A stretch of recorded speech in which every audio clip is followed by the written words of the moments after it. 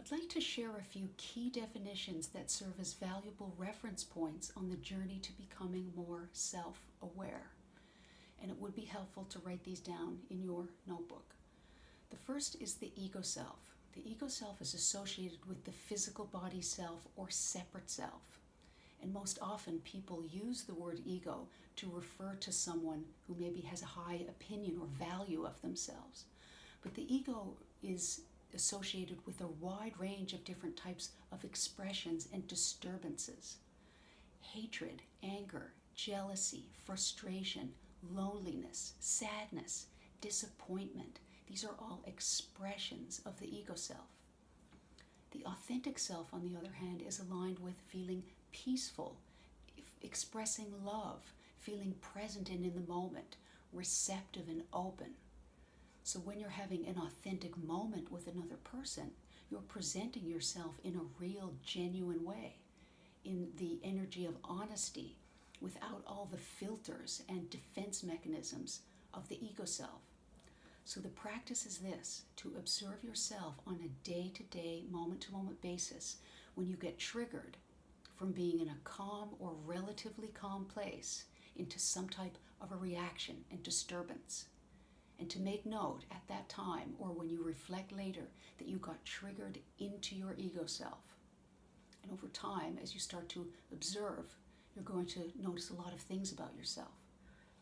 So at the end of each day, it would be helpful to write in your notebook, very briefly, what triggered you throughout the day. Name what happened, the emotion that came up, and the intensity of feeling that you felt on a scale of 1 to 10, with 10 being the most intense. Because over time as well, as you start to get to know your ego and see it for what it is, you'll naturally start to make different choices and realize that you don't have to feed this part of yourself. And you can make all sorts of decisions as well to move yourself out of environments or away from certain people that bring you into a lot of ego reactivity. And when there's a really intense disturbance that comes up that you can't step back from, this indicates that some deeper healing is needed. So then you will have some content to work with some of the other practices that I'll be sharing throughout this course. Ways that you can learn to shift difficult emotional imprints and imagine the freedom that comes with not getting triggered anymore in the same way about certain things. So writing things down is important to track it and also to anchor it into your consciousness so that you really learn it. And then these practices eventually just become part of you. One final definition, just to put the other two in perspective, is the true self. The true self is not an object. It has no identification with anything because it's pure awareness itself, or ever-present awareness, right? Our infinite consciousness.